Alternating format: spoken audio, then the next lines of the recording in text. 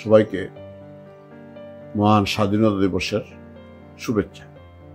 শুরুতেই আমি মুক্তিযুদ্ধের ৩০ লক্ষ শহীদ, ২ লক্ষ মা বোন যারা সম্ভ্রম হারিয়েছেন এবং ৫২ থেকে মুক্তিযুদ্ধ পর্যন্ত অর্থাৎ শুরু পর্যন্ত বাঙালির মুক্তি সংগ্রামে যারা জীবন দিয়েছেন, শহীদ হয়েছেন এবং ১৫ই আগস্ট বঙ্গবন্ধু ভবনে খুনিদের হাতে নিহত বঙ্গবন্ধু সহ তার পরিবারের সকলের শান্তি কামনা করছি, বিনত শ্রদ্ধা জানাচ্ছি। সবার একটা অকল্পনীয় এবং অভাবনীয় পরিবেশে, অন্ধকার পরিবেশে এইবার শহীদ দিবস যেভাবে পালিত হয়েছে, বিজয় দিবস যেভাবে পালিত হয়েছে, স্বাধীনতা দিবস আজকে পালিত হচ্ছে। এই স্বাধীনতা দিবসে আমরা যে দেখছি এই ইউনূস বঙ্গবন্ধু ভবন তো গুড়িয়ে দিয়েছে, বীরশ্রেষ্ঠদের স্মৃতিসৌধ গুড়িয়ে দিয়েছে, মুক্তিযুদ্ধের নেতৃত্বকালীন নেতাদের ভাস্কর্য স্মৃতিগুলো গুড়িয়ে দিয়েছে, ভেঙে দিয়েছে, বিভিন্ন জায়গায় বঙ্গবন্ধুর ভাস্কর্য ভাঙছে। সর্বশেষ এই ইউনূস তার মেটিকুলাস প্ল্যানের অংশ হিসাবে অর্থাৎ বঙ্গবন্ধুকে মুছে ফেলার জন্য যে সিদ্ধান্ত নিয়েছে, এই স্বাধীনতা দিবসের প্রাক্কালে বঙ্গবন্ধু ভবনের নাম শহীদ কি ভবনের নাম আরবার নাকি ওর নামে রেখে দিয়েছে। যে জায়গায় পাকিস্তানি হানাদার বাহিনী আত্মসমর্পণ করেছিল সেই স্তম্ভ, যেহেতু এটা নাকি ৭১-এর চেতনা, ২৪-এর চেতনার সাথে ৭১-এর চেতনা সাংঘর্ষিক, তাই তাও ভেঙে ফেলা হবে, স্মৃতিচিহ্ন থাকবে না।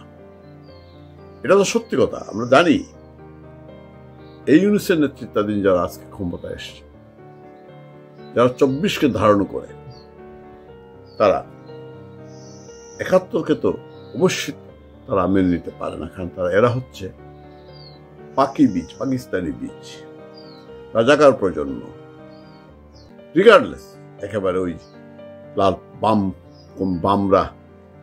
বাম শক্তিগুলো যারা নিজেদেরকে বাম রাজনীতি করে, তারা মুক্তিযুদ্ধের চেতনা ধারণ করে বলে দাবি করে, তারা সহ আমি মনে করি সবগুলো কনভার্টেড অথবা অরিজিনালি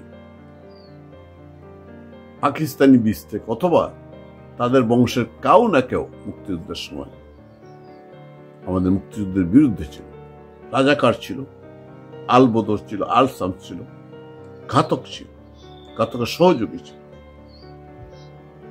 ইউনূস নিজেকে মুক্তিযুদ্ধের, সে নাকি প্রবাসে ১৯৭১ সালে মুক্তিযুদ্ধের পক্ষে সংগঠকের দায়িত্ব পালন করে বিভিন্ন জন বলে থাকে, যদি ইউনূস দাবি করেছে কিনা আমার জানা নেই। এই লোকটি তার কার্যগত ৭ মাসের কার্যক্রমে প্রমাণ করে দিয়েছে যে সে পাকি বীজ, হয়তো সরাসরি পাকি বীজ নয়, কিন্তু তার বংশে কেউ পাকিস্তানি বীজ ধারণ করে অথবা পাকিস্তানির ধ্যান ধারণা পোষণ করে, এবং সে নিজেও প্রকৃতপক্ষে মুক্তিযুদ্ধের চেতনার বিরোধী।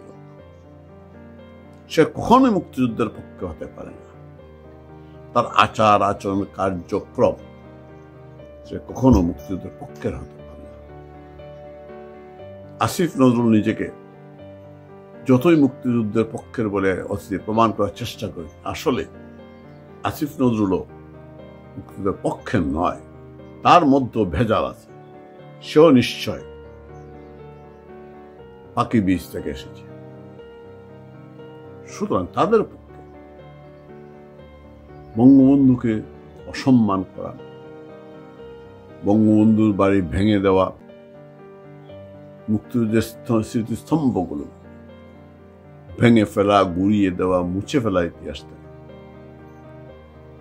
বঙ্গবন্ধু নয় বঙ্গবন্ধু ভবন অ্যাভিনিউকে নাম ফেলে কোথাকার কোন ব্রারের নামে করা, তাকে স্বাধীনতা পদক পর্যন্ত দিয়েছে। এই সবই হচ্ছে স্বাধীনতাকে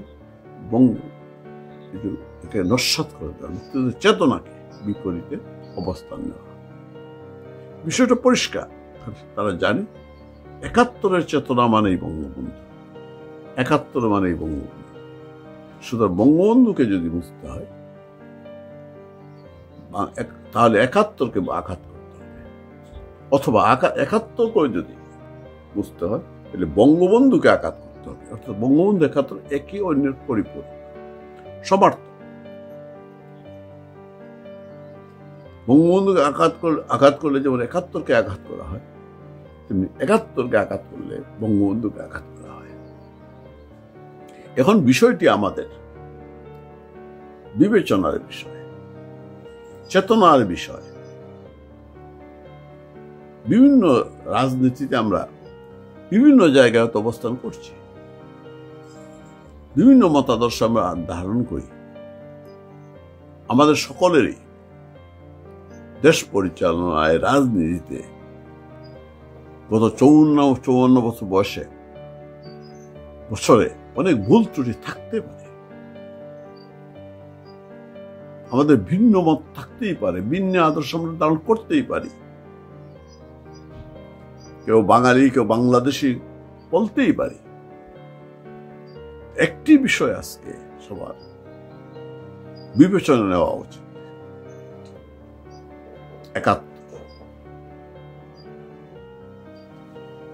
৭১-কে যদি ২৪ দিয়ে ঢেকে দেওয়া যায় তাহলে বঙ্গবন্ধুও নেই, জিয়াউর রহমানও নেই, খালেদ মুশাররফও নেই, কর্নেল তাহেরও নেই, মনি সিংহ নেই, মুজাফফর শেখ আহমদও নেই, কেউ নেই।